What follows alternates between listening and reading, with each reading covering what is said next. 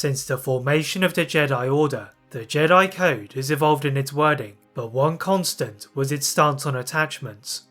The first tenet in the modernized Jedi Code, which was written in canon by Jedi Master Odan-Urr, says that there is no emotion, only peace. This derives from the philosophy of the ancient Tython Jedi, who after discovering and mastering the Force, would also find a connection between emotions and their power. Whilst these Jedi did not ban attachments, the Jedi heavily discouraged them, as the emotions of relationships would affect their thinking, and over time the Jedi developed into a monastical order. But this habit blurred the line between compassion and personal obsession, and the third tenet of the code, there is no passion, there is serenity, placed a number of Jedi in confusing dilemmas. Jedi were faced with the impossible task of ensuring all relationships were seen through a lens of purity.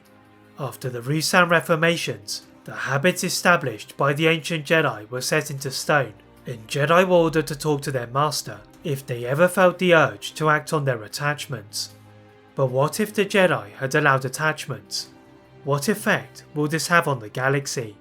The story begins in the aftermath of the Great Hyperspace War.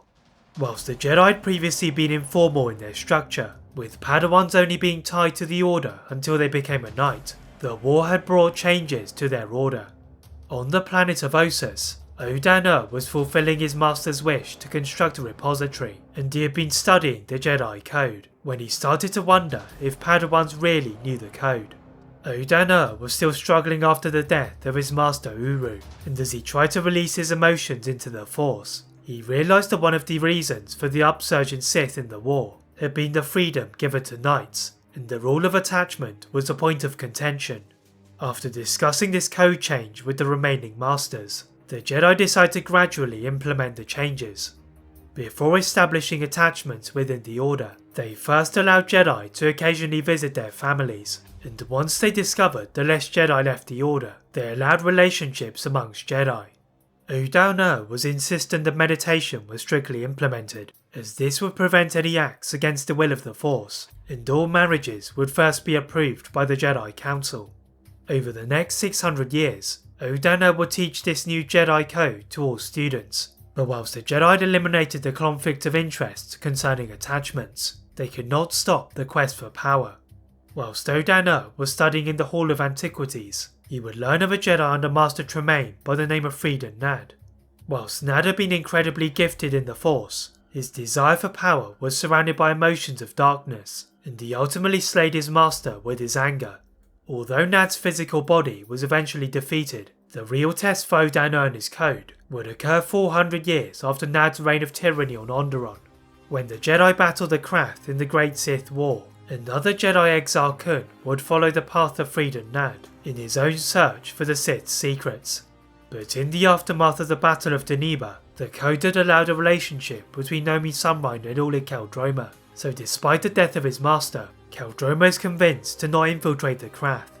During Exile Kun's search for more power, he would venture to Yavin 4 and earn the servitude of the Massassi, but in his efforts to squash any dark side threats, he would kill Sith sorceress Alima Keto in a rage. This left the former Jedi without any allies, and he would have to bide his time and gather more power until he had a Shadow Hand with whom he could fulfill an ancient Sith prophecy. Without Qel-Droma, the Jedi had no inside knowledge of the Krath, and with Exile Kun's discovery of the Dark Reaper, the Sith starts to conquer worlds by draining their life force. The Jedi are forced into retreat on Ossus until an unlikely ally offers them assistance. The Mandalorian Crusaders under Mandalore the Indomitable had been looking for a worthy enemy, and they heard that Exile Kun was also looking to expand his portfolio of planets. The Mandalorians had thought that Yavin 4 was weak, with Exile Kun often venturing to other worlds, and the Crusaders caused such damage on the planet, Exile Kun offered them to be an ally. Whilst Mandalore the Indomitable was impressed by the Sith's power, the sight of the Golden Globe, which Exile Kun used to house his Massassi slaves, was beneath the honour of the Crusaders. The battle on Yavin 4 had caught the attention of Republic forces near the sector, and the Jedi saw an opportunity to find the secret of the Dark Reaper. Led by Jedi Masters Son and Sunrider, the Jedi successfully overwhelmed the Sith with their sheer number of Jedi Knights, and they disabled the Dark Reaper by dismantling its energy source known as a Force Harvester. With the Sith threat nullified, the Republic decided to decimate the Krath forces, which had been under Exar Kun's control, and under Nomi Sunrider, the Jedi entered a time of peace.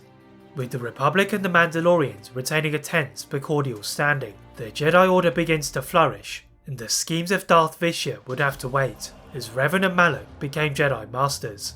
The hidden group of Sith known as the Dark Council would continue to lurk in the shadows. On the orders of the Emperor, the Sith were summoned to the world of Drom and Cass, and they would be ordered to find the dormant Rakatan Starforge.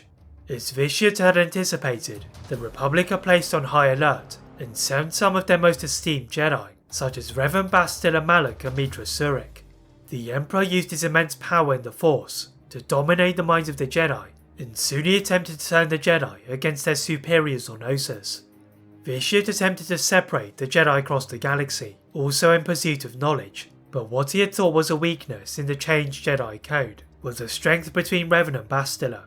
The Force bond established by the two Jedi allowed them to draw from the strength of each other, and together they broke free of the control of the Emperor. The Jedi on Ossus are warned about the Emperor's plans, and Jedi reinforcements led by Master Vandal Takare would battle the fleet of the Starforge over Ossus.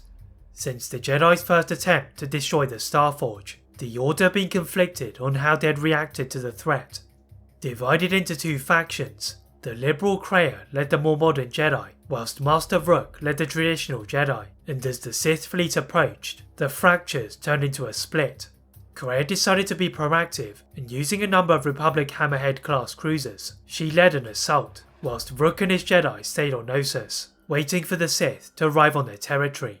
This would be the final mistake made by Rook and his Jedi. The Emperor projected the spirit of his body from Drom and Cass to Ossus, and tore through the entire planet by possessing every being, leaving Rook's Jedi as stone statues, and the exterior of the planet was covered in a thin layer of dust.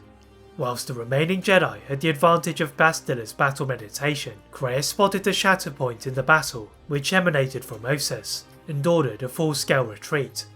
As the shatter point left Ossus, the Jedi gathered the knowledge guarded by their now frozen allies, and they escaped just before the full might of the Sith Empire arrived. Whilst the bond between Revan and Bastila had saved some Jedi, these bonds were an exception, as the Jedi had started to deviate back towards the ancient code, and now they had suffered the price. With the efforts of Jedi scouts before the battle, the remaining Jedi had found a path to the previously abandoned Tython, and under Revan and Bastila, a new Jedi Order was going to emerge. That is it for part 1 of What If the Jedi Allowed Attachments. If you'd like to see a part 2 of this What If, or any other What Ifs, feel free to leave your comments down below. Thank you for watching, and see you next time.